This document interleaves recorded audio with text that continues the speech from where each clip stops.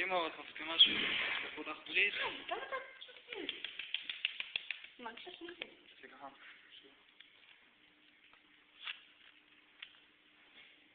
זהו.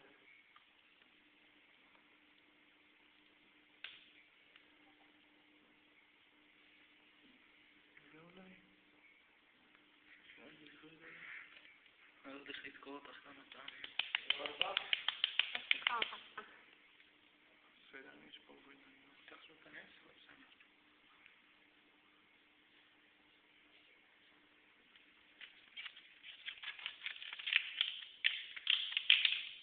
טוב, בוא תסביר לנו איך. בשיפור של 30 מעלות נכון? צריך להכניס אותו בשיפור של 30 מעלות, נכון? אוקיי, שיפור של 30 מעלות, מה זה אומר? הזווית כאילו? ככה בערך. לא לזוז, אתה תרגע, אל תתרגע. לא לזוז. לא. קירה קטנה, בסדר?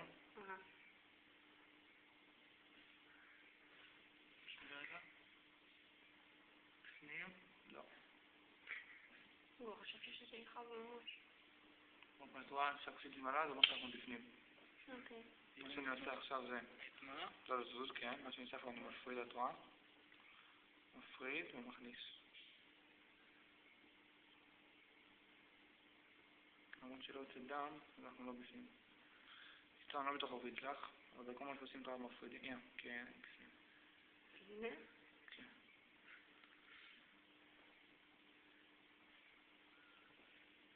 תביאי פד.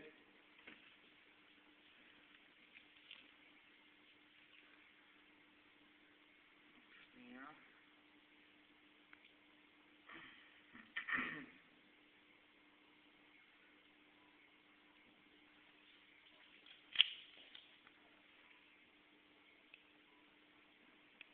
אוקיי, אז יום שנים. טוב. פתח איתה נמצא?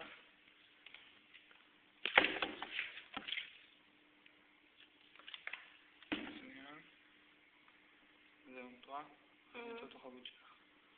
עכשיו בשביל לבדוק שאת מכבדת אותו חבוד מה שאנחנו עושים. לוקחים מים, נכון? ופותחים ומזרקים. אוקיי? להביא את זה? לא צריך.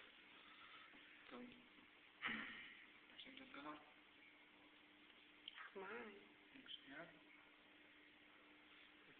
תביא לראות אותו.